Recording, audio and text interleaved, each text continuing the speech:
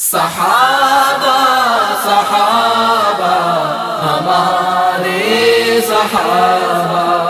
ہمیں جان و دل سے پیارے صحابہ. سلام ان پر سلام ان پر سلام ان پر صدیق اکبر صدیق اکبر صدیق اکبر صدیق اکبر.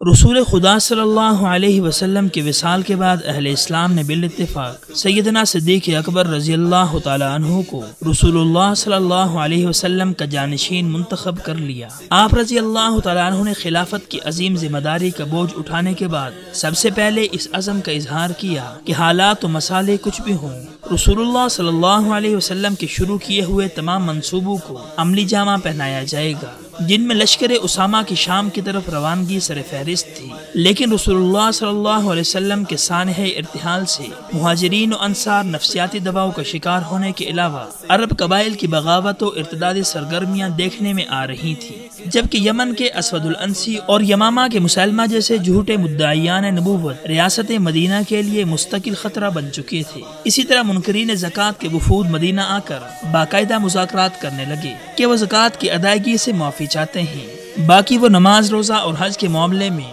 اسلام کے روش پر رہیں گے اور ہر حال میں لا الہ الا اللہ محمد رسول اللہ کہتے رہیں گے. چنانچہ حضرت ابوبکر رضی اللہ تعالیٰ عنہ نے ان کے مطالبات کو یکسر ٹھکراتے ہوئے ان سے اعلان جنگ فرما دیا اور کہا کہ اگر یہ رسول اللہ صلی اللہ علیہ وسلم کے دور میں اونٹ کے ساتھ رسی بھی ادا کرتے تھے تو اب وہ بھی وصول کی جائے گی. چنانچہ ان حالات میں لشکر اسامہ، جس میں حضرت عمر فاروق رضی اللہ تعالیٰ عنہ جیسے جلیل القدر صحابی بھی شامل تھے، اس لشکر کی روانگی ایک بڑے چیلنج سے کم نہیں تھی. کبار صحابہ کرام کے اصرار کے باوجود آپ رضی اللہ عنہ نے یہ کہہ کر اپنے عزم کا اظہار کیا کہ باخدا مجھے یہ خوف ہوتا کہ مجھے جنگلی درندے اچک کر لے جائیں گے تو بھی اسامہ اور اس کے لشکر کو بھیجنے میں گریز نہ کرتا. بالآخر لشکر اسامہ کو مہم جوئی کے لیے ضروری ہدایات کے ساتھ روانہ کیا گیا، جو شام کے اطراف میں کامیابیوں کے جھنڈے گاڑ کر 2 ماہ اور کچھ دن میں مدینہ واپس لوٹ آیا. یوں لشکر اسامہ کی کامیابی کی وجہ سے مسلمان نفسیاتی دباؤ سے نکلنے میں کامیاب ہوئے اور انہیں از سر نو اپنی قوت کا احساس ہوا.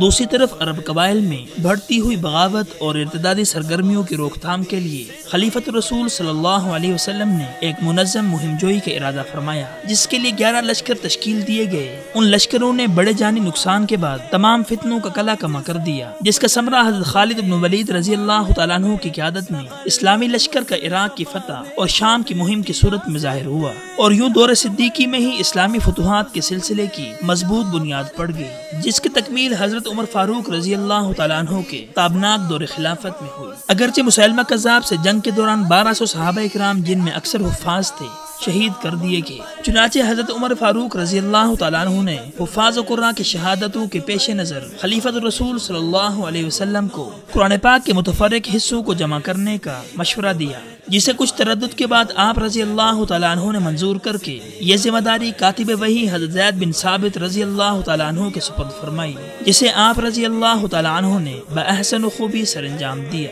پس ہجرت کے 13ویں سال جمادی الثانی کے آخری عشرے میں آپ رضی اللہ تعالیٰ عنہ بیمار ہو گئے. اس دوران ام المؤمنین اور آپ رضی اللہ تعالیٰ عنہ کے صاحبزادی حضرت عائشہ صدیقہ رضی اللہ تعالیٰ عنہ نے آپ کی تیمارداری کے فرائض سر انجام دیے. بیماری کے دوران آپ رضی اللہ تعالیٰ عنہ نے وصیت فرمائی کہ مرنے کے بعد انہیں 2 طیب اور طاہر کپڑوں میں غسل دیا جائے، جن کو پہن کر وہ نماز ادا کیا کرتے تھے. بالآخر 22 جمادی الثانی 13 ہجری پیر کے دن مغرب و عشاء کے درمیان 63 سال کی عمر میں آسمان صداقت کا آفتاب غروب ہو گیا. یوں ایک عظیم انسان، ایک بڑی سلطنت کے حکمران اور خلیفۃ الرسول کو ان کی وصیت کے مطابق پرانے کپڑوں میں ہی کفن دیا گیا. آپ رضی اللہ تعالیٰ عنہ کی نماز جنازہ سیدنا فاروق اعظم رضی اللہ تعالیٰ عنہ نے پڑھائی، جس کے بعد آپ رضی اللہ تعالیٰ عنہ حجرہ اما عائشہ صدیقہ رضی اللہ عنہا میں امام الانبیاء صلی اللہ علیہ وسلم کے پہلو مبارک میں ہمیشہ کے لیے محو استراحت ہو گئے. سلام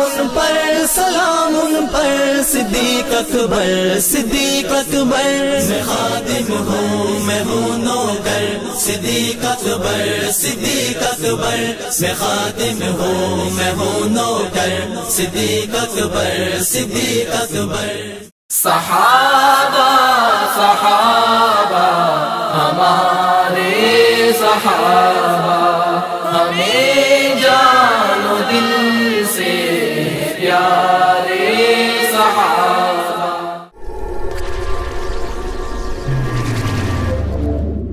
وصال اردو